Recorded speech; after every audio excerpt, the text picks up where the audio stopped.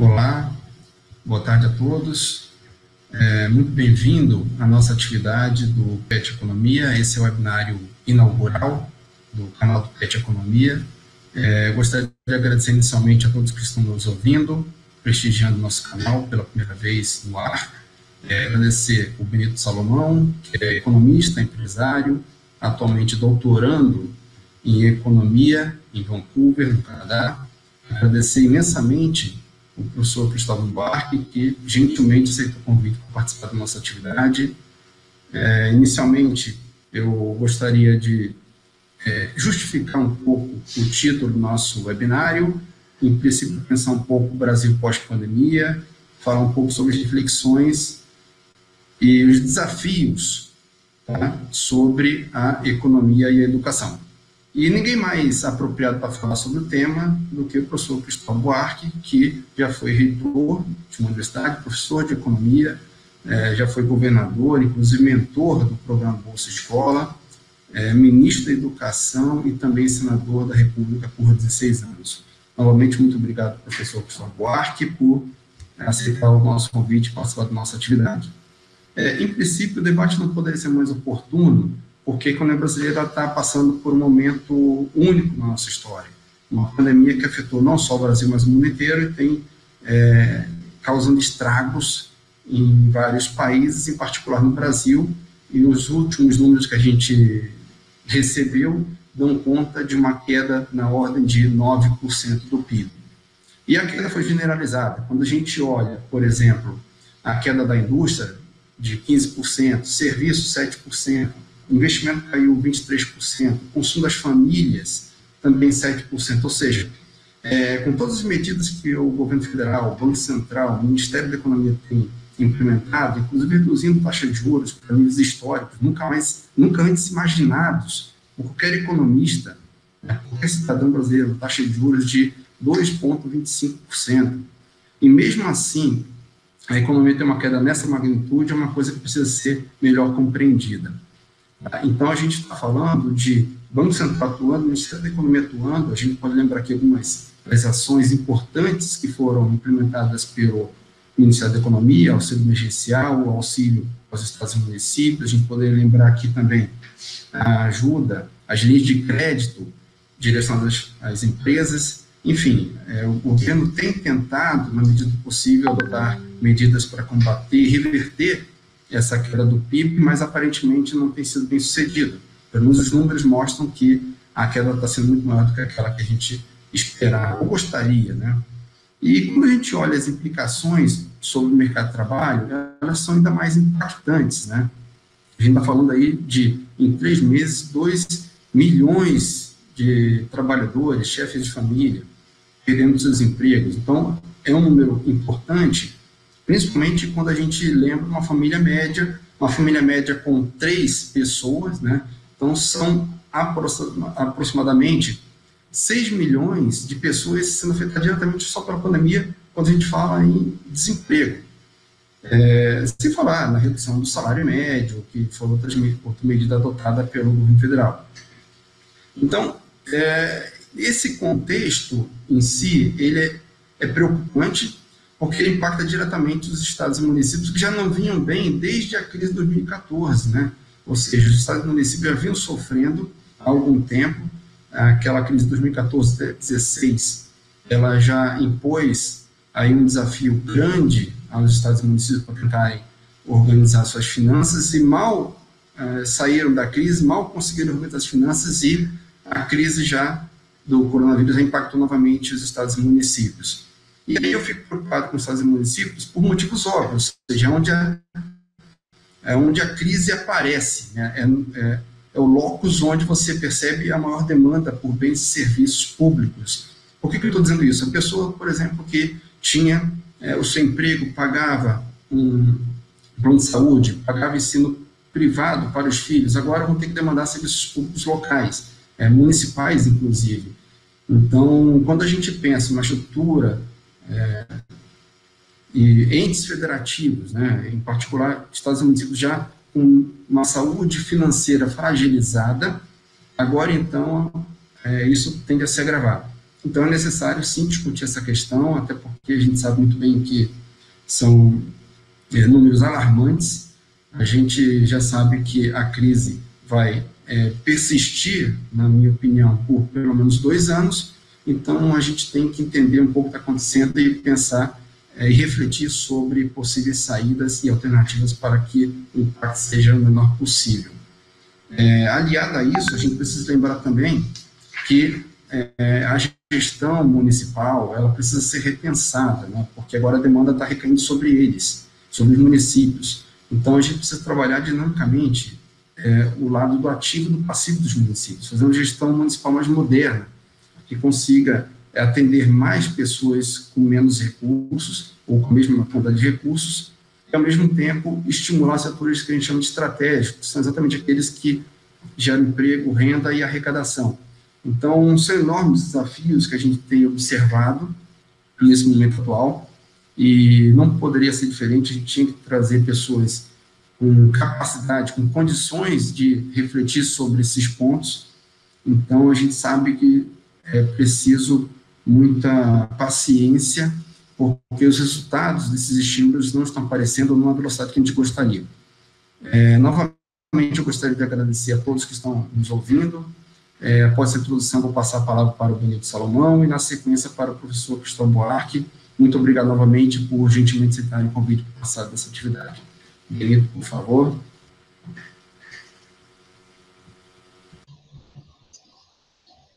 Bom, em primeiro lugar, eu gostaria muito de agradecer a você, Guilherme, né, pela ideia, né, pela concepção da ideia e por ter me convidado a estar participando desse momento aqui, que, no meu entendimento, ele é ímpar no Instituto de Economia aí da Universidade Federal de Uberlândia, para se travar uma discussão de altíssimo nível sobre problemas que são contemporâneos da nossa economia e, por que não dizer, da nossa sociedade. Eu quero agradecer muito também a presença do senador Cristóvão Buarque por ter prontamente atendido o nosso convite, né?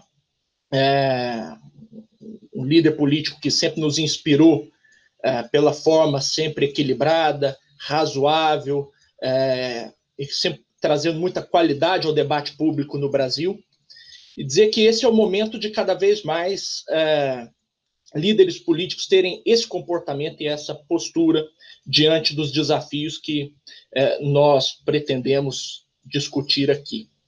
Eu preparei aqui, como um pontapé inicial da minha fala, algum material aqui para a gente partir de um certo diagnóstico da conjuntura brasileira. Eu gostaria que esse material fosse colocado na tela.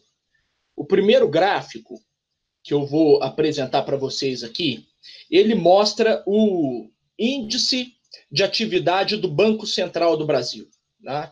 Até a informação mais recente que nós temos, que é de abril desse ano. Então, o que nós podemos ver, né, assim que o material for disponibilizado, é uma queda aguda e assustadora realmente da atividade do Brasil, né? Então, enfim, eu acho que isso nunca aconteceu na economia brasileira desde que se tem dados, né? O nosso IBCBR, que é o Índice de Atividade, ele reporta números de 2006, para que os senhores tenham a exata noção do que está acontecendo.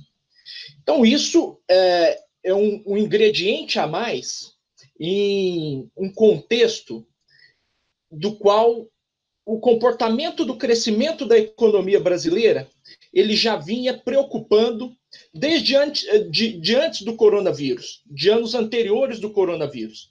Então, nós tivemos, nessa década de 2010, uma crise que já havia sido demasiadamente aguda no triênio 2014-2016, e a recuperação disso, a partir de 2017, se deu ali em ritmos muito aquém do que nós gostaríamos e do que nós precisamos enquanto uma sociedade ainda jovem, né, do ponto de vista do estágio das sociedades e das civilizações. E uma sociedade também de renda per capita relativamente baixa, né, para os padrões aí mundiais, em qualquer comparação internacional. Portanto, nós chegamos em 2020 em um cenário no qual a economia brasileira não crescia, né? O nosso PIB crescia uma média de 1,1% ao ano, o per capita é próximo de zero, né? Como a população vinha crescendo também. E isso gera um problema, num primeiro momento microeconômico, que eu pretendo tratar aqui, e também um problema macroeconômico, que eu vou tratar mais ao final da minha fala. O problema microeconômico é um problema de distribuição paretiana, porque em uma sociedade incapaz de crescer, né, é impossível você melhorar a condição de um grupo sem piorar a condição de outra, né?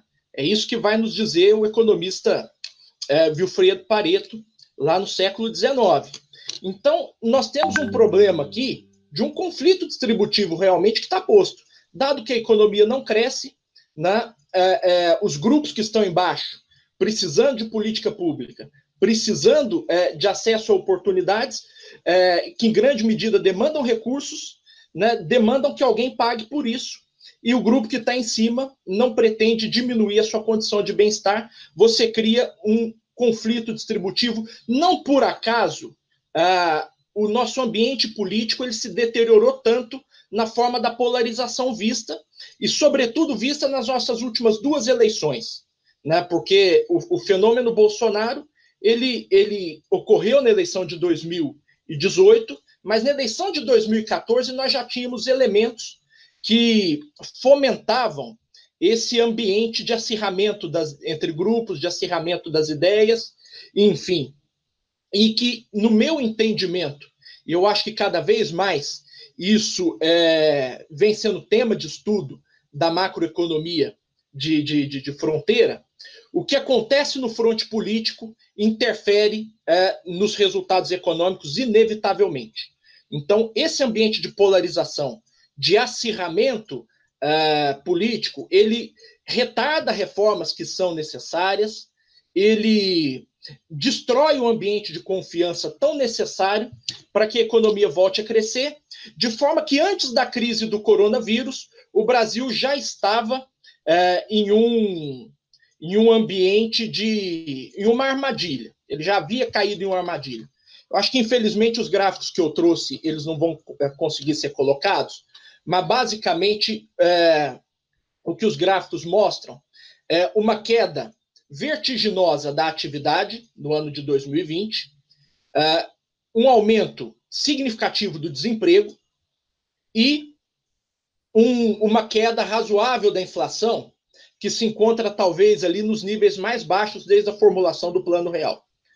E por que eu trouxe esses gráficos, né? Por que eu quis trazer esses gráficos aqui para a nossa discussão, ainda que eles não tenham sido colocados?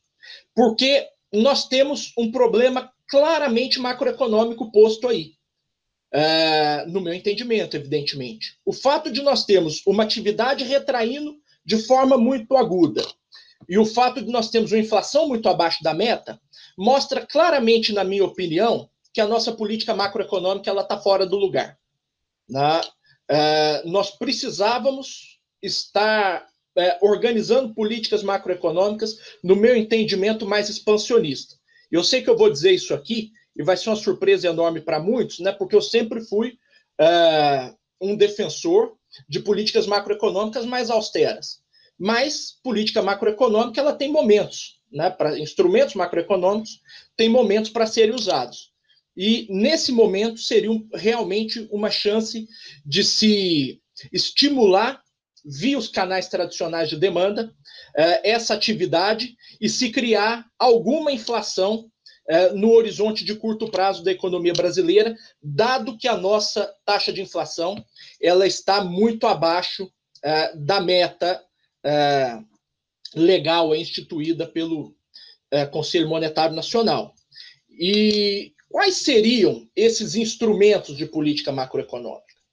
Bom, um deles o Guilherme já falou na sua introdução aqui, é um instrumento de política monetária e o Banco Central vem fazendo isso. Qual que é o problema? Né?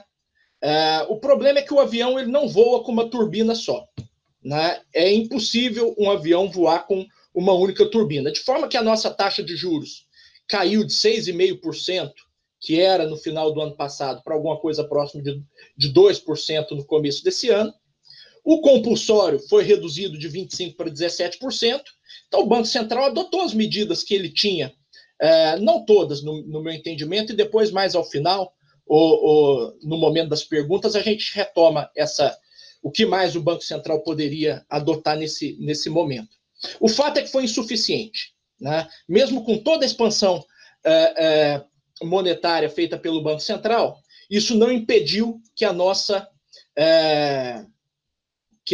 atividade retraísse da forma como retraiu, isso por razões óbvias. O crédito está obstruído, seja pelo enxugamento de liquidez dos bancos, que se comportam de forma defensiva, seja pelo 63 milhões de pessoas com restrições cadastrais nos birôs de créditos e que não têm condição de tomar dinheiro emprestado, seja pela ausência de liquidez das firmas também, que não têm condições de tomar esse dinheiro emprestado. O segundo instrumento de política macroeconômica que poderia ser utilizado, em alguma medida é a política cambial. Né? Qual que é o problema da política cambial? O câmbio até se desvalorizou razoavelmente no período mais recente.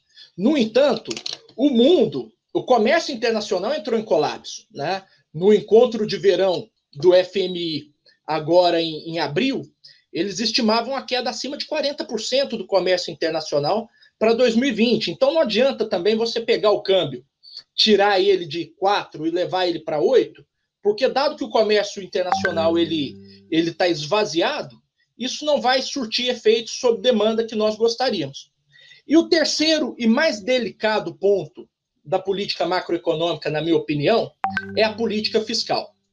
E aí, no meu entendimento, a Câmara dos Deputados pautou um projeto bastante interessante, que é o orçamento de guerra, porque o orçamento de guerra ele dá instrumentos para o governo federal ampliar os gastos durante o período de calamidade pública, sem mexer em nenhum artigo da Lei de Responsabilidade Fiscal, que completou 20 anos agora em maio, e sem mexer em nenhum artigo da PEC do teto dos gastos, que eu vou concluir falando dela daqui a pouquinho. Qual é o problema? Nós não tínhamos boas condições fiscais quando a crise do coronavírus se abateu sobre a economia brasileira. Né? Na verdade, nós vínhamos tentando resolver os problemas fiscais herdados pelo período de irresponsabilidade fiscal do começo da década, as pedaladas, a contabilidade criativa e tudo aquilo que nós já conhecemos. De certa forma, os esforços empreendidos até agora, seja pela PEC do teto dos gastos, seja pela reforma da TJLP, seja pela reforma da Previdência, não surtiram a economia necessária para zerar o déficit primário hoje, né? E nós entramos na crise do coronavírus em uma condição de dívida PIB bastante elevada para padrões de países emergentes e, pior, né, com o crescimento inercial e estrutural do gasto público, que não foi corrigido pelas reformas ora em curso. Então, como fazer política fiscal expansionista, que seria um dos fatores da política anticíclica nesse contexto, em um contexto de esgarçamento da política fiscal? Esse é um ponto que precisa ser enfrentado no debate público, até porque todo o dinheiro gasto hoje precisa ser muito bem gasto, porque amanhã essa conta precisa ser paga, né? E fatalmente será paga pelas gerações futuras. Eu gostaria de dizer aqui, e já caminho para concluir a minha fala, que a proposta que vem sendo ventilada comumente nos foros de discussão seria a extinção da PEC do teto dos gastos. O que, no meu entendimento, é um absurdo. Primeiro, porque ela é vítima de 3 críticas, no meu entendimento, infundadas. A primeira crítica é de que ela causou subfinanciamento dos serviços públicos no Brasil. Isso não é verdade, né? Primeiro, porque boa parte dos serviços públicos no Brasil são financiados por estados e municípios que estão de fora da PEC do teto dos gastos. Então, não é bem verdade que a PEC do teto dos gastos causou subfinanciamento dos serviços públicos no Brasil. Segundo, porque algumas pessoas apontam que a PEC do teto dos gastos seria responsável pelo colapso do investimento público do Brasil, o que, na minha interpretação, também é falso. O que é responsável pelo colapso do investimento público no Brasil é o crescimento do gasto inercial de custeio, principalmente o gasto com trabalhadores inativos, com previdência, e principalmente o gasto com o pessoal da ativa. Basicamente isso. Né? E, consequentemente, a terceira é que a PEC do teto dos gastos ela provocou uma queda da capacidade de crescimento da economia brasileira no período recente, o que, no meu entendimento, também é falso. Se nós pegarmos os dados dessa década e cortarmos ali os períodos de crise, né, 2015, 2016 e 2020, o que o Brasil cresceu pós-PEC do teto dos gastos é o que o Brasil cresceu ali, talvez, entre 2012 e 2013, antes da crise de 2014. Então, eu não acho justa essa crítica que se faz à PEC, de que ela tenha sido a vilã do crescimento, muito pelo contrário. Eu acho que, em grande medida, se hoje nós temos taxas de juros de 2,5%, de 2% ao ano, em grande medida isso está ancorado no novo equilíbrio macroeconômico causado pela PEC do teto dos gastos, e, nesse sentido, eu acho que revogar a PEC do teto seria um grande retrocesso para o nosso equilíbrio macroeconômico como um todo. Né? Então, ficam aqui algumas provocações, e aí eu já passo a bola para o nosso convidado do dia, o senador Cristóvão Buarque, para que ele possa nos ajudar a pensar, né? Eu não trouxe respostas, eu trouxe apenas perguntas, né? Para que ele possa nos ajudar a pensar como nós vamos voltar a crescer, senador, colocar esse motor desse avião para crescer novamente no Brasil, em um cenário cujos instrumentos de política macroeconômica eles estão, em grande medida, obstruídos pelo nosso contexto atual. Eu encerro por aqui e obrigado a todos. Obrigado, Benito. Professor Cristóvão, com a palavra para as suas reflexões a respeito dos desafios da economia da educação. É o tema, o Brasil pós-pandemia. Por favor, com a palavra. Não estamos te ouvindo.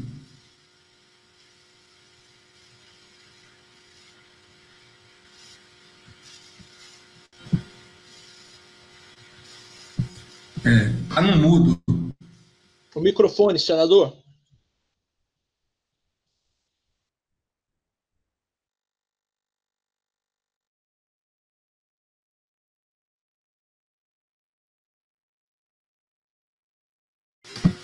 Acho que a conexão dele caiu. Vamos tentar restabelecer a conexão rapidamente, tá bom? Eu vou reenviar para ele.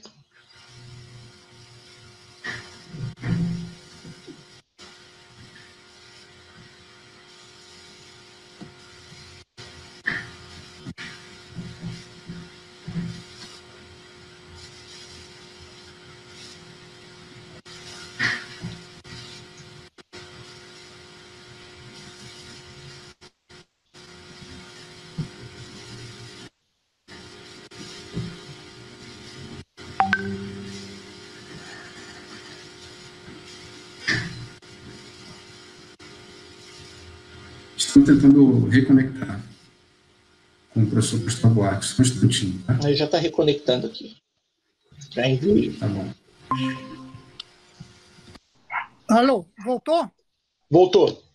Tô Conseguimos te ouvindo? ouvir. Ouço bem.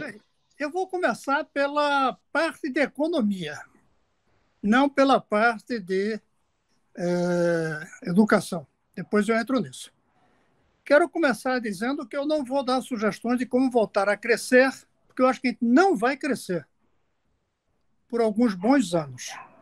Nós não vamos crescer porque a nossa capacidade de investimento é muito baixa, não vejo como ela vai aumentar nem no setor privado nem no setor público.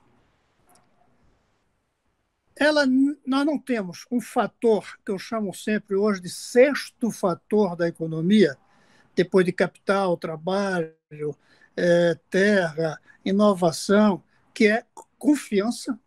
Brasil hoje não é um país que inspire confiança para atrair capital externo e nem confiança aqui dentro do mercado. Eu falo mercado nos seus dois lados, o investidor e o comprador. Então, eu temo que a gente vai passar um tempo sem crescer. A pergunta, portanto, que eu tenho mudado é como melhorar mesmo sem crescer? Você mesmo falou, Benito, né? Você falou na ideia de que o equilíbrio de Pareto, a gente não pode distribuir para uns sem tirar de outros quando não há crescimento. E é certo. Mas será que a gente não pode melhorar? Veja os problemas do Brasil. Corrupção. A gente não pode diminuir ou acabar a corrupção, mesmo sem crescer? Talvez seja até mais fácil. Trazer credibilidade para os políticos, acabando os privilégios, as mordomias, os desperdícios. Será que a gente não consegue isso sem crescer? Talvez seja até mais fácil. O trânsito caótico, sem crescer, pode ser até mais fácil melhorar. A violência eu já acho que pode ser mais difícil. A eficiência do Estado. Quanto mais a gente cresce e aumenta a arrecadação, mais ineficiência a gente cria no Estado, porque ele fica viciado em supergastos. Nada me irrita mais do que ouvir um prefeito chegar para mim se dizendo o máximo, porque gasta muito em educação. Aí eu pergunto qual é a taxa de analfabetismo, é a mesma de quando ele assumiu. Eu quero um bom prefeito, é o que melhora a educação sem gastar mais. E gastando mais quando é preciso. Então a eficiência do Estado pode melhorar, mesmo que não cresça. E a eficiência do setor privado também pode melhorar. Aliás, está melhorando alguns setores com a epidemia. Então, a grande pergunta é como melhorar sem crescer. E um item que eu tenho defendido é como melhorar provocando um crescimento. É a ideia que eu tenho defendido, contrária aos que defendem a renda mínima, é a ideia que eu tenho defendido, que eu chamo de renda inclusiva, que é contratar pobres, desempregados, para que eles produzam o que eles precisam para sair da pobreza. Eu chamo isso também há muitos anos de keynesianismo produtivo e social. E falta uma palavra a mais, é responsável. Porque você falou em um momento alguma inflação. Eu temo que no Brasil não exista alguma inflação. Ou é inflação ou não é inflação.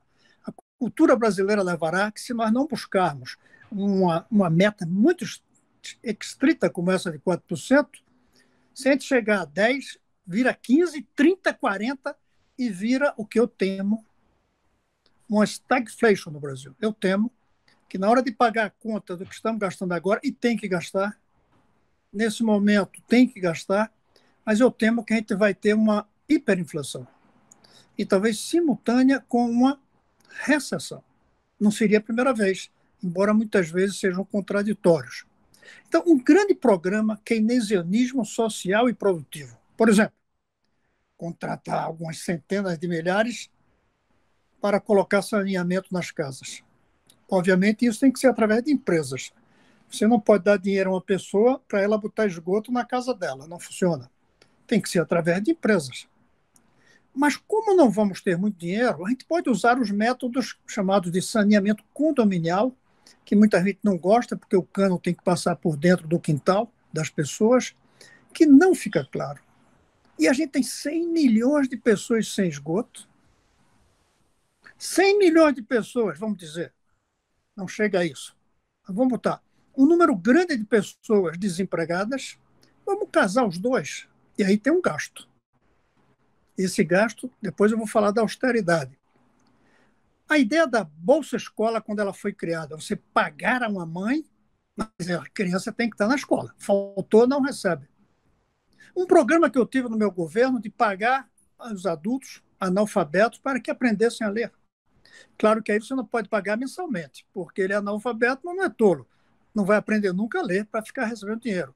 Eu comprava a primeira carta que ele escrevesse em sala de aula. E depois de pelo menos 2 meses de aula, porque senão ele podia chegar sabendo ler, escrevia a carta e levava o dinheiro para casa.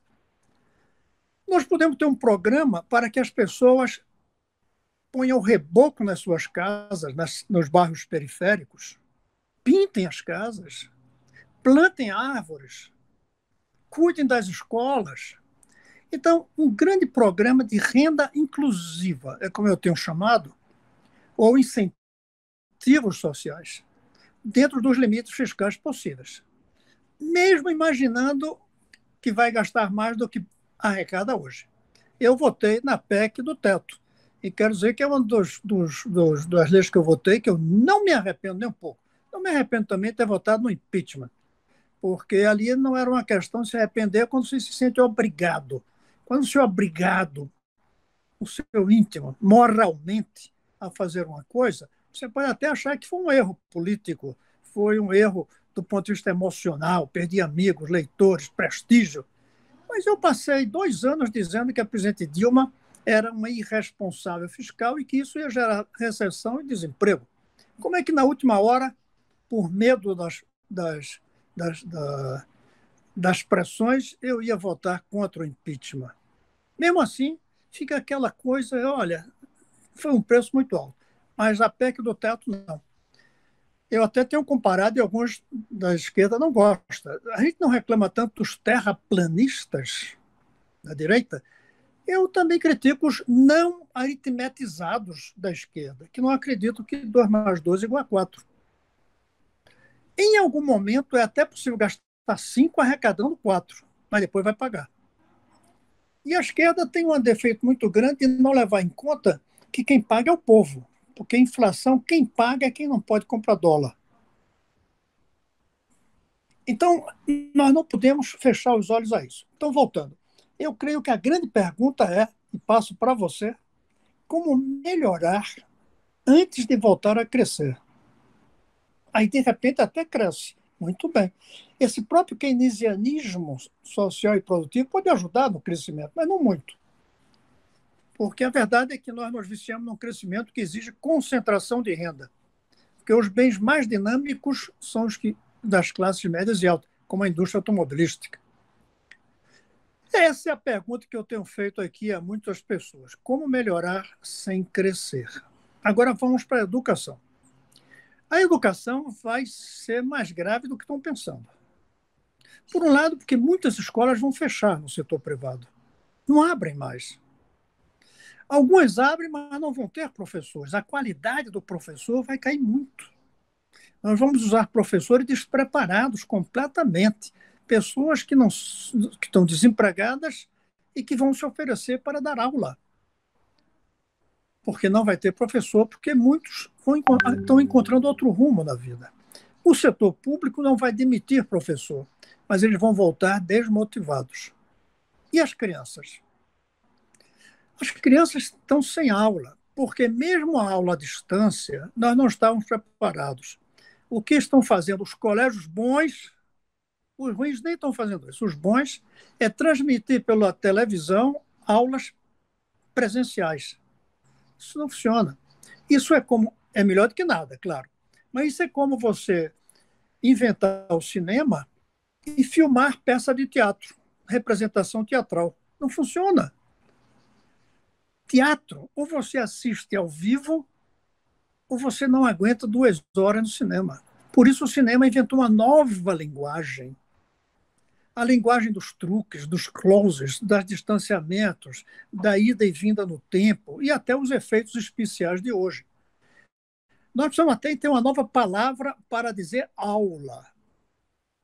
Hoje nós estamos transmitindo a aula tradicional. Não funciona. Isso está provocando que muitas crianças não vão acompanhar o aprendizado nessas fake aulas, são fake aulas. E outras nem essas aulas assistem. Nem essas aulas. Eu tenho uma neta que tem esse problema, ela se nega a assistir. E elas vão voltar para a escola. Por isso, um desafio bem grande da recuperação hoje é psicológico, não é nem pedagógico. Como através de filmes, através de peças não digo de teatro necessariamente, mas pecinhas publicitárias, nós vamos recuperar essa criançada. Eu tenho dito que a gente devia tirar um proveito da epidemia para colocá-la para debater a epidemia e para atrair o interesse. A partir de debater o que é uma epidemia, aí ela debater o vazio de aprendizagem que ficou. E aí as consequências disso no futuro. E daí como recuperar. Tem que ter aulas complementares, à distância, muitas vezes. Mas esse é um lado, recuperar as escolas e os professores. Eu acho que o BNDES devia ter um fundo para escolas privadas e eu sou defensor da escola pública. Eu defendo que daqui a 30 anos toda a escola devia ser pública e com a máxima qualidade, como nos países escandinavos, como na Coreia do Sul. Mas agora a gente tem que apoiar as escolas privadas, com um fundo para elas não quebrarem.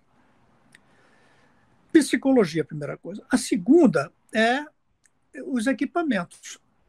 Uma outra coisa boa que a epidemia está trazendo é a gente descobrir, por exemplo, essa nossa conversa. A gente não faria isso se não fosse a epidemia. Vocês iam me chamar para Vancouver e eu dizer que não ia, porque eu não tenho tempo para ir a Vancouver nesse momento. Não por causa da epidemia só. Eu ia perder 2, 3 meses. Agora não, vocês me ligaram um dia desse, eu já estou aqui conversando, isso eu faço todo dia. Essa ferramenta a gente pode usar muito na educação. Agora, feito isso, não dá para continuar o Brasil sem pensar uma estratégia de longo prazo para a educação. Não é possível a gente continuar apenas, agora eu vou usar o verbo que eu usei antes positivamente, agora negativamente. Não é possível a gente continuar apenas melhorando a educação. A educação tem que dar um salto. E esse salto leva 20, 30 anos. Para isso, precisa de uma estratégia. Eu tenho defendido que o caminho seria a substituição das pobres escolas municipais por escolas federais, ao longo de um período de 20, 30 anos, cidade por cidade. Não escola por escola, mas cidade por cidade, com responsabilidade fiscal. Você põe 20, 30 anos, aí sim, havendo crescimento, você não vai ter um custo muito alto. Minhas contas, pagando R$15 mil de gasto ano por aluno, que permite pagar R$15 mil mês a professor, a gente vai gastar 6,6% depois de 20 anos, se crescer 2%. A gente só cresceu. Bem, aí a gente faz em 30 anos. Aí não faz em 20. Então está na hora também desse momento nos fazer refletir, não só como sobreviver, mas como usar bem a vida do país. Finalmente, vocês que é só você que está fora, né? O Guilherme está aqui, né? No Brasil.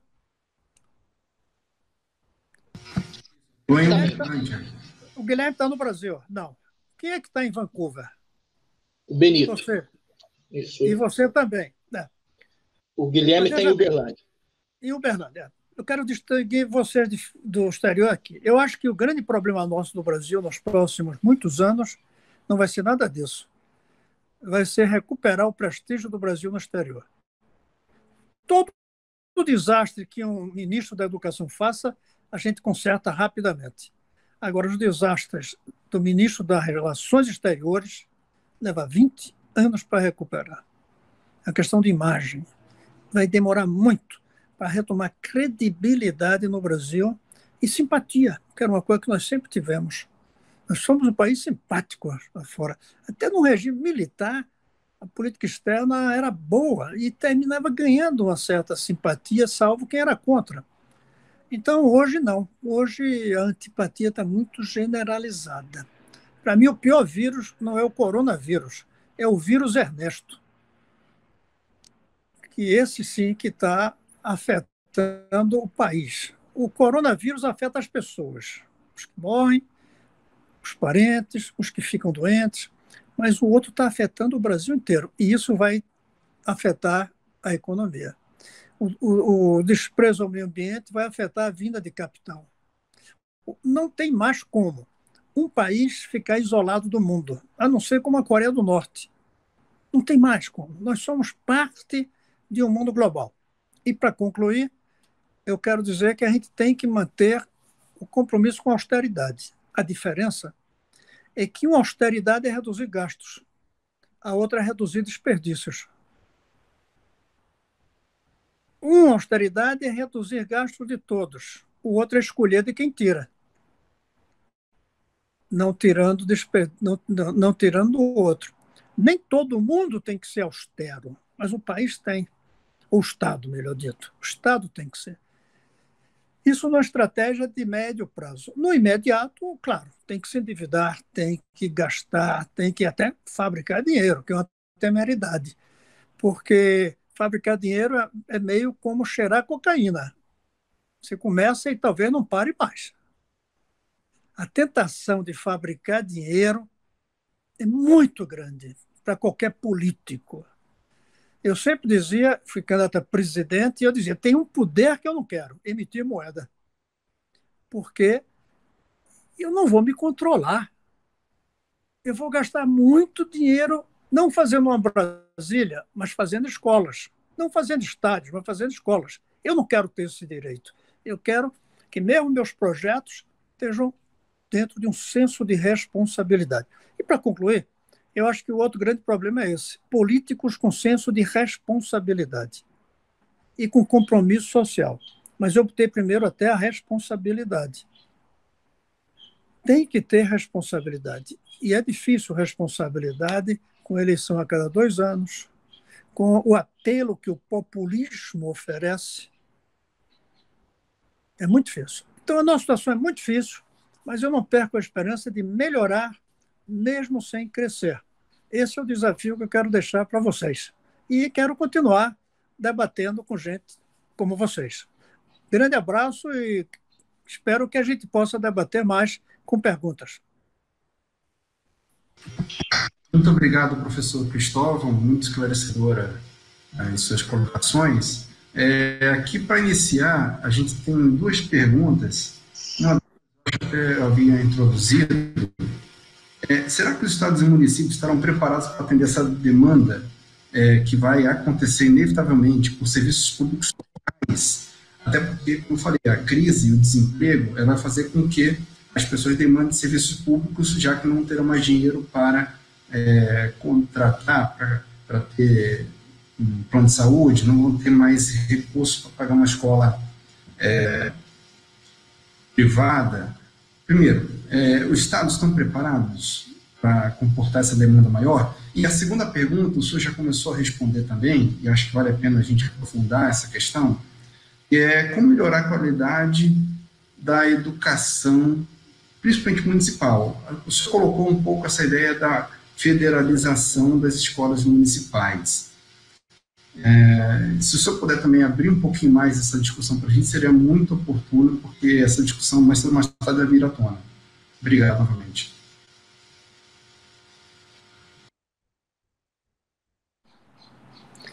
Veja, o fato das classes médias terem que buscar o setor público tem um lado pesado, negativo, nas finanças, mas tem um lado positivo na política. Eles vão exigir mais dos professores. Eles vão entrar nas escolas, porque eles frequentam a escola.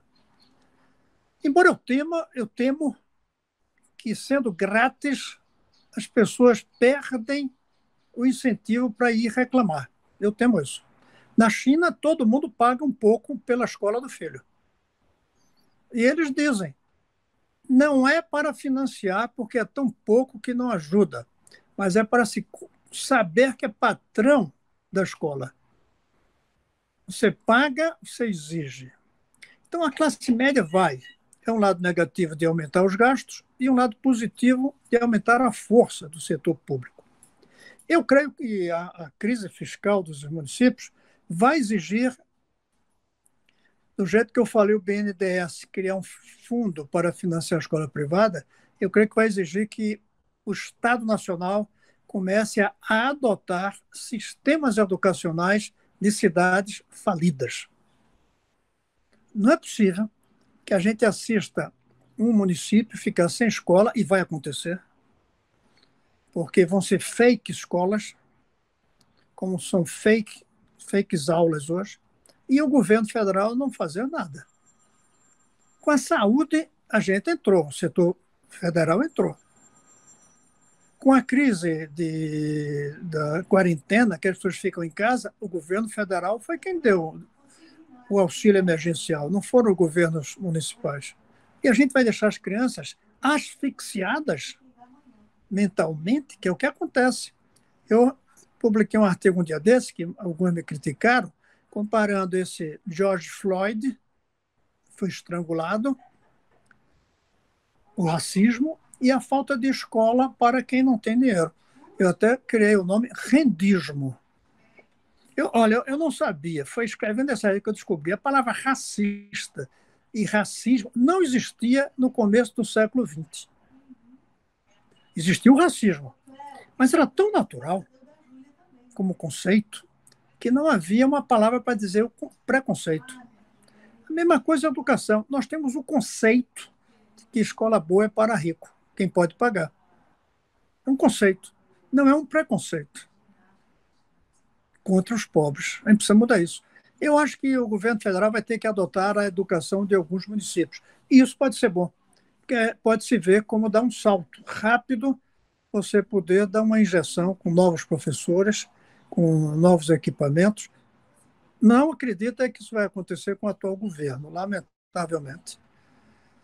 Eu não acredito que haja muita atração por isso. Nem os municípios querem, porque os prefeitos gostam de nomear o diretor da escola.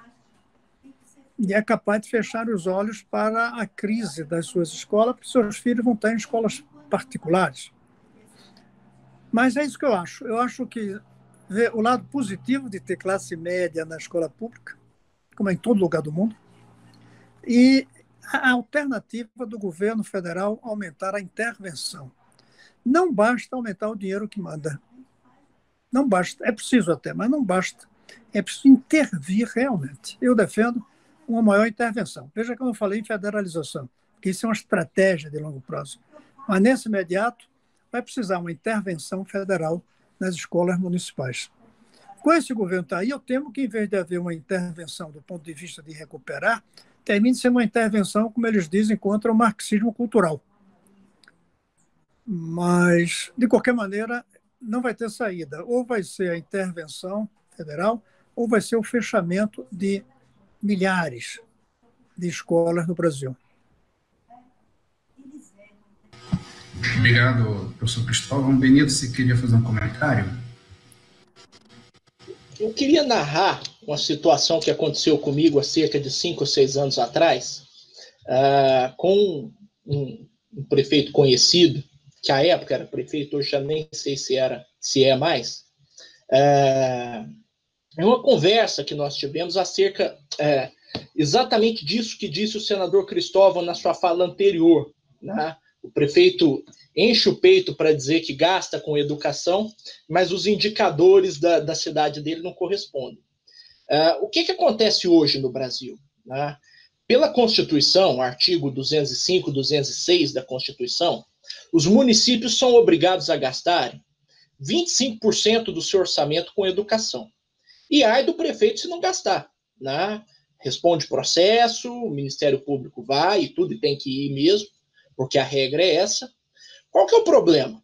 Se você pega isso, esses 25%, para uma rede escolar do tamanho de Uberlândia, esse dinheiro muitas vezes falta, porque você tem ali um contingente enorme de crianças que são atendidas por esses 25%. Mas se você pega isso daí, no conjunto das cidades brasileiras que nós temos aí de 2 mil habitantes, de 3 mil habitantes, de 5 mil habitantes, esse dinheiro sobra. Por quê? São cidades que têm na sua rede pública de ensino 40, 50, 60, 70 crianças. Né? Então você acaba tendo 25% do total do orçamento gasto com educação em cidades onde não há demanda praticamente por educação, porque o número de crianças é muito baixo. E aí ocorre que não há nem a criatividade do prefeito ali de tentar ensinar uma computação, um segundo idioma, porque eles não têm realmente essa visão de educador. Né? Normalmente vem de famílias muito simples também, vem do setor rural da cidade, não sabem fazer política pública. Então, hoje, o Brasil é um case mundial de um país que talvez seja o que mais gasta como proporção do PIB em educação, e os resultados não respondem. Por quê? Porque na hora de transformar esse gasto em política pública, né, esse dinheiro ele está engessado às vezes por regras que não permitem realmente uma alocação eficiente disso daí. E aí existe o outro lado, né, que é extremamente perigoso. Se você desvincular, corre-se o risco do prefeito não gastar com educação e gastar com legislativo, ou gastar com secretarias, ou trocar frota de carro. Isso sempre acontece também, né? Então, parece até uma questão meio kármica, uma espécie de uma maldição no Brasil, que regra nenhuma que você institui, ela cumpre o objetivo almejado. Né? Eu gostaria de saber se o professor Cristóvão, se o senador Cristóvão concorda com isso que eu disse aqui. Concordo e tenho uma proposta sobre isso. Há muitos anos eu luto. Primeiro, isso que você falou, esse karma, eu chamo de corrupção da bondade. Nós temos uma tradição de corromper a bondade. Bondade não no sentido de generosidade. Por exemplo, concurso público. Isso é uma coisa positiva. Foi corrompido. Virou uma maneira das pessoas sentarem no cargo para o qual foram aprovados e não trabalhar mais. É muito comum. As pessoas, ou seja, nós criamos latifúndio funcional. Uma boa ideia não foi implementada corretamente, porque não criamos um mecanismo de fiscalização, de avaliação e criamos a estabilidade plena. Você passa no concurso, é nomeado, senta no cargo, já começa a procurar outro que pague melhor e ninguém lhe cobra. E isso acontece com os professores. Agora, como gastar mais? O grave não é só que a gente botou quanto gastar. Uma bondade, quando se decidiu. Bondade no sentido de coisa boa. Mas não comprometemos os resultados. Se, por exemplo, em vez de dizer que tem que gastar 25%, a gente escrevesse, vai ser cassado o prefeito que durante seus 4 anos não tiver reduzido em cada ano pelo menos 10% do analfabetismo. Ou seja, não pode ser assim, porque tem lugar que nem tem mais 10% de analfabeto. Tem que ser uma percentagem conforme o município. Mas isso a gente pensa. Por que não ter como obrigatoriedade que toda criança termine no ensino fundamental? Porque o ensino médio está com o Estado. Por que não obrigar os estados a que, em tanto tempo, toda criança tem que terminar o ensino médio? Veja que eu não estou colocando a qualidade. Ou então, como fazer para que, em tanto tempo, não haja mais uma escola sem computadores? Não tem escola sem água, como ainda existe no Brasil. Então, ele é obrigado a gastar 25%. Não tem água na escola, mas ele gasta asfaltando a rua e bota como sendo educação. Vocês sabem disso também. Tem muitas maneiras de driblar isso. Eu considero que essa foi uma corrupção da bondade. Correta? Jamais vou lutar para eliminar essa obrigatoriedade, porque aí vai ser pior. Mas é como complementar, como jamais vou lutar para acabar o concurso público, mas é criar mecanismo de fiscalização. Na minha proposta de federalização, eu coloquei o conceito de estabilidade comprometida. O prefeito, o governador, o presidente não pode demitir o professor. Então, ele tem estabilidade. Mas a cada tantos anos ele se submete a uma avaliação. E se ele não for aprovado na avaliação, aí ele perde o cargo. Então a estabilidade não é plena. É uma estabilidade em relação ao seu patrão, mas não em relação a quem ele presta o serviço. O que a gente precisa debater é como seria essa avaliação. Eu não coloquei até hoje como seria. Como é a avaliação de um professor para saber se ele merece continuar ou não? Não sei, tem que ouvir os pares, tem que ouvir os pais, tem que ouvir os alunos, tem que fazer prova, tem que saber se ele é capaz de usar o computador. Mas a gente precisa fazer boa a bondade. E é aí que eu temo também a renda mínima. Eu temo que a renda mínima vire outra bondade a ser corrompida. A renda mínima sem exigência. Eu temo que nós vamos, talvez, criar rentistas pobres e não tirar os pobres da pobreza. Porque a pobreza não é mais um conceito de renda. Aliás, nunca foi. Porque a riqueza é medida pela renda. pobreza? A não pobreza, não. Aliás, precisa de uma palavra para dizer não pobre. A economia não criou. O não pobre é o que tem acesso aos bens e serviços essenciais. E uma parte deles não é comprado no mercado. Uma parte deles tem que ter acesso por investimentos públicos, mesmo que ele pague por mês, mas é um investimento público, como saneamento, como água, saúde, educação. A qualidade do transporte público, mesmo sendo uma concessão para empresas privadas, eu temo que a renda mínima não vai trazer nada disso, até porque não vai ser mais de R$ 600. Quem é que vai sair da pobreza com R$ 600? Mas sai se esses R$ 600 pagar para ele colocar esgoto na casa e ajudá-la a fazer isso. Senão ele não faz. A pintar a sua casa, rebocar a parede da casa, aumentar a casa. Então, eu concordo com você que o gasto mínimo em educação é necessário, mas não é suficiente. Precisa ser administrado o uso desse dinheiro. E hoje não é. Eu fui a um lugar que o prefeito tinha gasto dinheiro no cemitério e disse que era com a educação. Claro que até de uma maneira bem ampla, tudo é educação.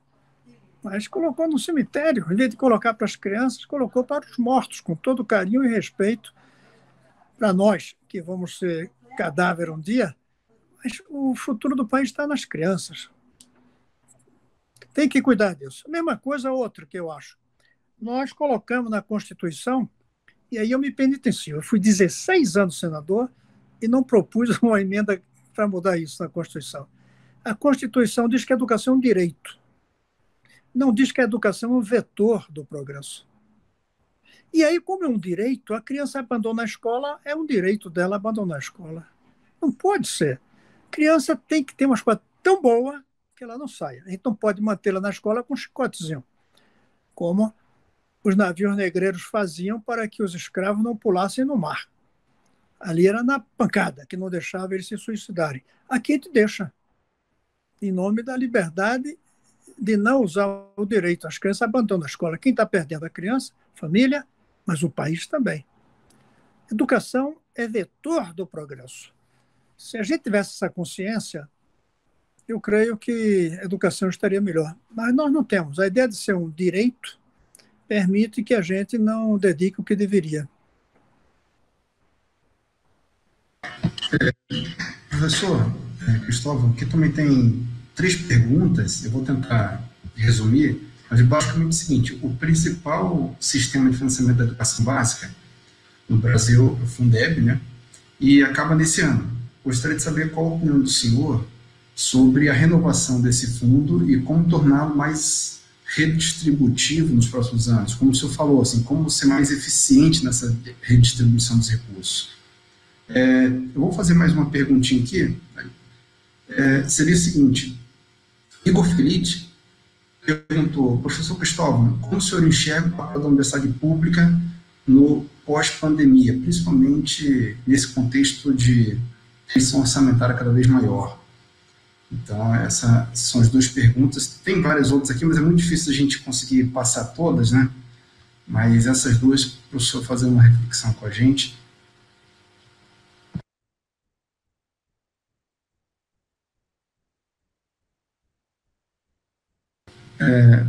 Senador, o microfone. Eu esqueci, eu desliguei para ouvir e esqueci de ligar. Começo pelo FNDE. Se ele não for renovado, e deveria ficar permanente, será uma tragédia para a educação. Mas se ele for renovado, não vai mudar muito. Vai continuar como está, e não está bom. Não está boa a educação. Isso é uma coisa que eu tenho que repetir e muita gente não gosta. O atual governo pegou a educação em péssima situação. A culpa da educação como está aí não vai do Weintraub, não. Ele tentou piorar e não fez nada para melhorar. Mas ele não pegou a educação boa, não. É a diferença do ministro das Relações Exteriores. Ele chegou ali com o ministério azeitado e o Brasil respeitado como tendo uma das melhores mais competente em política externa. Esse destruiu. O Bolsonaro quis destruir. Não teve tempo e ficou fazendo aquelas besteiras todas. Então, o FNDE, sem ele, é uma tragédia completa. Mas com ele não é a não tragédia, é a tragédia atual. É não piorar a tragédia. Então, a gente tem que lutar para que continue. Como melhorar o funcionamento, eu não vejo como melhorar muito. Eu espero que um dia a gente não precise mais do FNDE, porque o governo federal assumiria diretamente as escolas. Essa é a minha ideia. Mas é muito controvertida. Então, a gente não gosta. Mas enquanto não houver essa maneira do governo federal assumir um SUS da educação, enquanto não houver isso, tem que ter o FNDE. E eu espero que o parlamento crie juízo e faça isso rapidamente, porque precisa aprovar uma PEC. Quanto à universidade pública, primeira coisa é que ela precisa ser pública. Hoje ela é estatal. Para ser pública, a primeira coisa é que ela receba os melhores da sociedade, selecionado entre todos. Hoje, ela seleciona por vestibular, não é indicação, não são os filhos dos nobres, como já foi, mas só tem direito, e é óbvio que só deve ter direito esses, os que terminaram o ensino médio com razoável qualidade. Quando houve agora essa disputa do adiar o Enem, que eu apoiei, mas eu fiz questão de dizer, olha, gente, vocês estão falando da desigualdade entre os que fazem o Enem. Isso é uma minoria. A maioria não terminou o ensino médio. Então nem faz o Enem. Os 12 milhões de analfabetos não vão pensar em fazer o Enem. Então a universidade, para ser pública, precisa se inserir fortemente na luta pela melhoria da qualidade da educação de base, até que a gente consiga, como tantos países já conseguiram, que o filho do mais pobre estude na mesma escola que o filho do mais rico. Não do ponto de vista da mesma escola física, mas o mesmo sistema escolar, como é em quase todo lugar decente do mundo. Ou não é igual, mas a diferença é pequena de um bairro para outro. Essa seria uma coisa que a universidade pública deveria fazer. Eu não vejo essa motivação. A universidade dita pública, ela virou as costas para a educação de base. Politicamente, não luta pela erradicação do analfabetismo.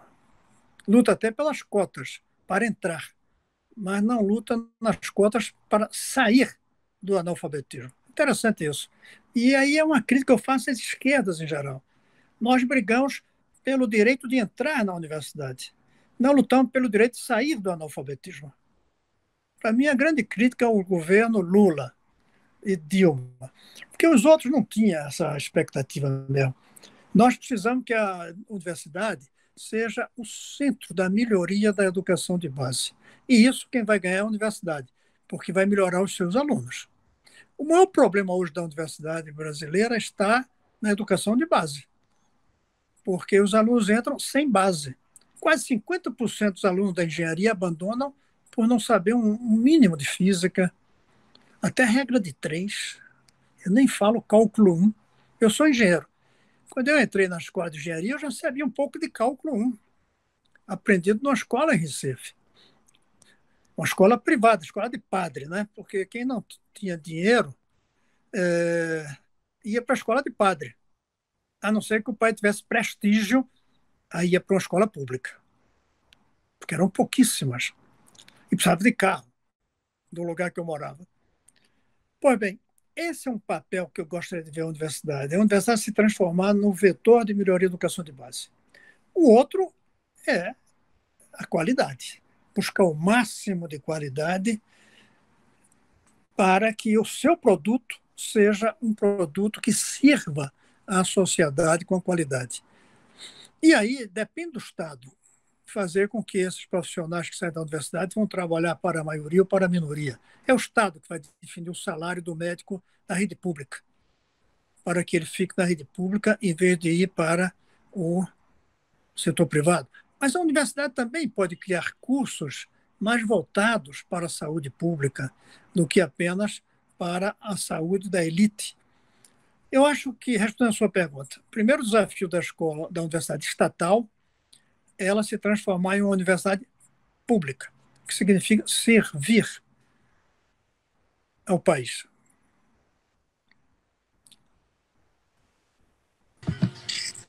Muito obrigado aí pelos comentários, professor. Tem mais duas últimas perguntas para a gente encerrar, pode ser? Porque, como são várias, a gente tenta selecionar aqui. Gustavo Duarte me perguntou ao senador Cristóvão, né? Qual seria o papel ideal do Congresso Nacional nesse momento de pandemia, principalmente porque a gente está lidando com uma crise política também não desprezível, vamos dizer assim, que tem atrapalhado o país, e como lidar com esses constantes ataques às instituições, porque essa é uma preocupação, na verdade, de todo e qualquer brasileiro. E uma segunda pergunta, e última, Eduardo Franco perguntou, com a federalização das instituições, as escolas e universidades que hoje já estão sob o controle do governo não estariam, de certa forma, sendo prejudicadas? Essas são as duas últimas perguntas, uma sobre a crise política e outra sobre a federalização das instituições.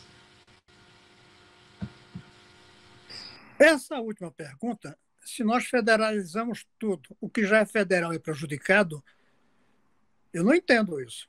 A não ser que você diga, eu quero ser uma minoria privilegiada. Eu não quero que todos tenham o salário que eu tenho. Eu não quero que todos tenham o prédio que eu tenho. Eu não acredito que quem fez a pergunta pense assim, que não é uma pergunta na defesa, só eu que vou ser federal. Agora, eu quero dizer que quando eu proponho uma federalização, não é federalizar o que está aí, não. É criar uma nova carreira de professor e fazer novos concursos federais. A gente vai substituir os professores atuais municipais por federais, salvo aqueles que passarem no concurso federal. Como hoje, em frente ao Colégio Pedro II, tem uma escola municipal. Para o professor atravessar a rua e virar professor do Pedro II, ele tem que fazer um concurso. Senão ele continua municipal. Eu acho que isso é positivo para o Brasil. E não vejo como será negativo para quem já é federal. A não ser que diga, vai tirar dinheiro das federais de hoje para dar para as outras. Não. Eu estou propondo que se vá agregando as cidades ao longo de 20, 30 anos. Menos que isso, a gente não faz uma reforma na educação. E a outra pergunta foi... Sobre a crise política, né? Qual Sim. é o Congresso e como lidar com esses ataques às instituições? Eu acho que o Congresso não tem muito mais a fazer, não. Até porque, com a pandemia, nem reunião eles têm. Na verdade, que hoje não precisaria fechar o Congresso. Hoje bastaria fechar o sistema de telecomunicações. O Supremo também. O pessoal fala em fechar o Supremo. Não, bastava acabar, não sei se é Zoom, se é Google Meet, não sei o que é que usam os ministros do Supremo. Se você desliga isso, fechou o Supremo. Se você desliga isso, fechou o Congresso. Então, hoje eles estão numa situação muito frágil. Não pode se reunir. Não pode um dia dizer, nós sairemos daqui agora quando o governo fizer isso, isso e isso. Eles estão numa situação muito frágil. Nessa situação frágil, até que tem defendido, de certa maneira, as instituições, especialmente o Supremo. Eu acho que eles estão fazendo o que é possível. E o que é possível está sendo muito pouco. Mas não vejo como eles fazerem mais do que isso. É pouco porque a crise ameaça as instituições. Mas aqui eu quero fazer mais uma polêmica.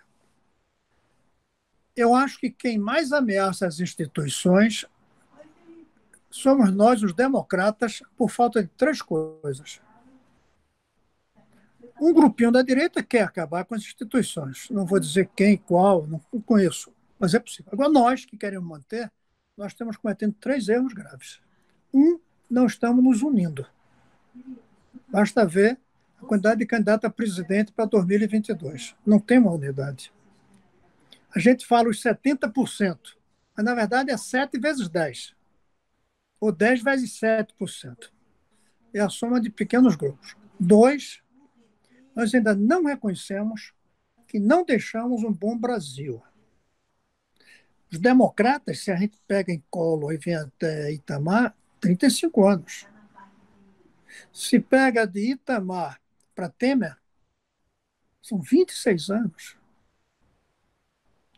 Se pega só o PT, foram 14 anos. E no final, tinha 100 milhões de pessoas sem esgoto, 35 milhões sem água, 12 milhões de analfabetos, 13 milhões de desempregados, uma recessão econômica, uma desmoralização do quadro político, um carimbo de corrupção. Então, nós precisamos saber que o povo pensa isso da gente e a gente tem que assumir que cometeu erros. E terceiro, temos que ter uma proposta para depois. O povo não vai querer a gente só porque a gente é contra Bolsonaro. Não vai querer só porque a gente acha que a democracia é bonita. Eles querem que a democracia seja útil também. O povo não defende a democracia só pela coreografia das liberdades, que é uma coisa maravilhosa, mas que para o povo é insuficiente. Qual é o nosso projeto para ter água, esgoto, água, escola de qualidade? Qual? Está faltando esse projeto, está faltando meia-culpa e está faltando unidade. É isso que mais ameaça, a meu ver, a democracia. Nesse instante pode ser o Bolsonaro. Mas Bolsonaro passa, questão de alguns meses ou anos. Mas a democracia vai continuar ameaçada se não formos capazes de unir os democratas, reconhecendo os erros e oferecendo um rumo para o país. Bom, eu agradeço, professor, pelo seu comentário. A gente está indo aqui para a fase final da nossa live, né? E aí eu gostaria, naturalmente, de passar a palavra para o Benito, que ele faça algumas considerações finais, e, eventualmente, se tiver alguma pergunta também para o professor Cristóvão, que eu faça nesse momento, a gente depois passa para as considerações finais do professor Cristóvão Buarque. Tá bom? Benito, por favor, com a palavra. Bom, eu acho que eu não tenho nenhuma consideração a acrescentar, não. Na verdade, o que eu queria realmente era ouvir, né? E acho que hoje eu tive uma grande chance de confirmar todas as expectativas que eu tinha com relação ao senador Cristóvão, como além de um homem público, intelectualizado, uma pessoa preparada e coerente, que desde pelo menos 2006, daquela campanha presidencial que ele participou, eu sempre tive essa sensação. Eu não tenho nenhuma consideração a fazer, mas tenho mais duas perguntas aqui ao senador Cristóvão diante do que ele acabou de falar. Na verdade, três perguntas. Primeiro, o senhor está em Brasília. O senhor sente viável o impeachment do Bolsonaro? Porque o que vem depois do Bolsonaro a gente não tem o controle. Mas a partir de todo o processo de destruição criado em várias áreas do governo Bolsonaro, como educação, meio ambiente, a imagem externa, que eu poderia, daqui do Canadá, talvez dizer por horas sobre a deterioração da imagem externa do Brasil a respeito, vista de fora. Enfim, é viável o impeachment do governo Bolsonaro, do presidente Bolsonaro, ou a cassação de chapa, dado que o Mourão tem dado declarações aí de ser uma pessoa não confiável também? Em segundo lugar, gostaria de perguntar ao senhor, com base nos três elementos que o senhor acabou de apontar, senador, falta da meia-culpa, né, a falta da utilidade da democracia como instrumento de transformação social e a falta de unidade, mas principalmente nessa visão um pouco mais de curto prazo, que é a unidade que precisa ser construída para 2022. Como construir isso? Enfim, eu participei de 7 eleições ao longo da vida. E é muito difícil você construir esse diálogo. Existe aí um certo esgarçamento das forças democráticas, que em grande medida se digladiaram ao longo dessas últimas eleições. O Bolsonaro é um fenômeno recente, mas o processo de degradação das eleições, ele vinha acontecendo já pelo menos desde 2010 e com um claro exacerbamento em 2014, naquele segundo turno entre a Dilma e o Aécio. Né? Isso repercute nas eleições nos estados, nas eleições municipais. Nós estamos aí à véspera de uma eleição municipal que deve se dar com um debate público tão ruim quanto a eleição de 2018 representou. Como nós vamos construir essa unidade, senador Cristóvão, num momento em que a sociedade parece fazer ouvidos mocos para proposta de pacificação, para proposta de entendimento e de diálogo? Parece que cada proposta de entendimento ela é combatida por uma proposta de desentendimento e de acirramento do outro lado. E, por fim, a terceira pergunta, não poderia deixar de provocar, nós podemos contar, né, com o senador Cristóvão em 2023 no Senado de novo?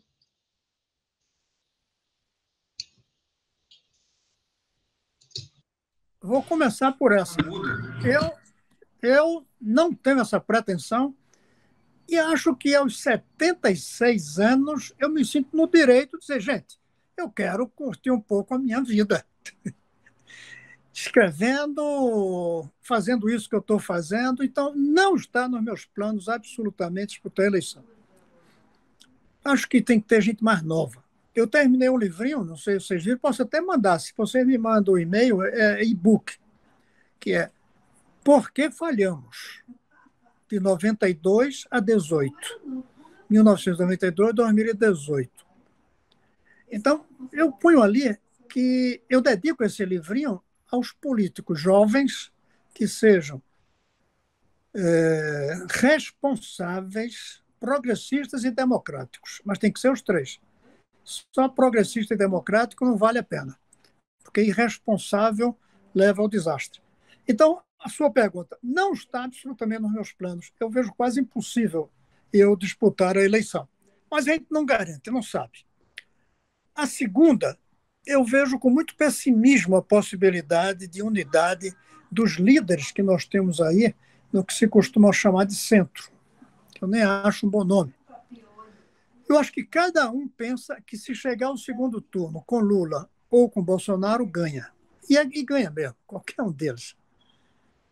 Mas eles esquecem que, divididos, é muito possível que em 22 o segundo turno seja Bolsonaro e o PT. Ou até Bolsonaro e Moro. O que confirma a minha ideia de meia-culpa. Que diabo a enterrou tanto que o eleitor prefere colocar no segundo turno Bolsonaro e Moro. Que erro foi esse? E a explicação é de que, em tempos de extremos, o segundo turno não é um bom caminho. O segundo turno é uma grande criação. Mas, no tempo de extremos, eles garantem seus 20%, 25% e chegam no segundo turno. Eu hoje sou pessimista sobre a possibilidade de quebrarmos o extremismo no processo eleitoral. E quanto à primeira pergunta, que foi sobre... Foi sobre o que o senhor pensa sobre um clima para impeachment ou cassação de chapa. Isso. Quanto a... Eu não vejo hoje essa possibilidade de impeachment, porque precisa uma votação muito expressiva na Câmara para abrir o processo e de outra muito expressiva para aprovar. Hoje eu não vejo, eu acho que seria barrado.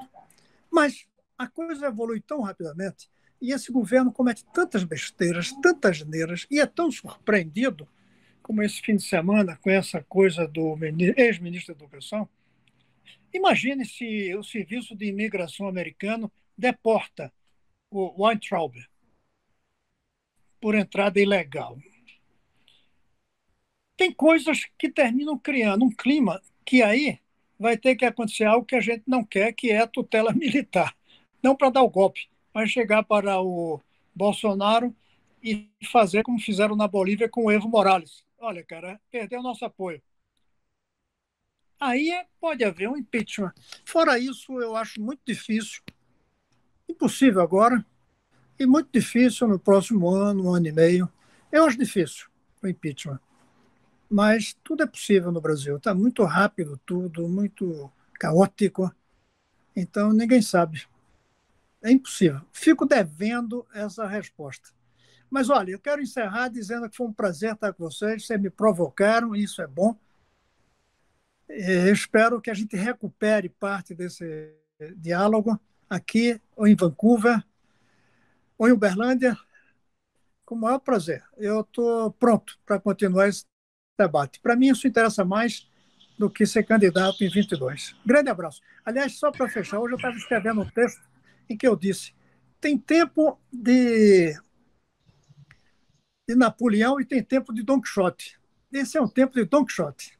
Eu hoje me inspiro mais em Don Quixote do que nos grandes líderes. Um abraço bem grande para você. Fica um convite, né, Guilherme, para 2021, quando os encontros presenciais já puderem ser marcados, o senador Cristóvão nos visitar em Uberlândia aqui e poder nos falar pessoalmente a respeito do seu pensamento, sua ideia. Tenho muito interesse, já fui muitas vezes lá e gosto muito. Houve um tempo que eu dava um curso lá, eu saía daqui no ônibus às 10 horas, dormia o ônibus a viagem inteira e acordava lá e ia dar aula. E eu gostei muito desse tempo. Contem comigo, uma cidade formidável, ótima. Grande abraço para vocês. Grande abraço, senador. Muito obrigado, professor Cristóvão. Obrigado a todos os ouvintes. Eu gostaria muito de pedir também que vocês se inscrevessem no canal do PET Economia. A gente está inaugurando com essa live com o professor Cristóvão Buarque. Agradeço também o Benito Salomão, que nos ajudou nesse trabalho. Muito obrigado a todos. A gente encerra novamente agradecendo a gentileza do senhor participar na nossa inauguração, né, do canal do YouTube do PET Economia. Muito obrigado, professor. Seja muito bem-vindo nas próximas oportunidades. Contem com a gente também, se precisar de alguma coisa, tá? Obrigado aí por tudo.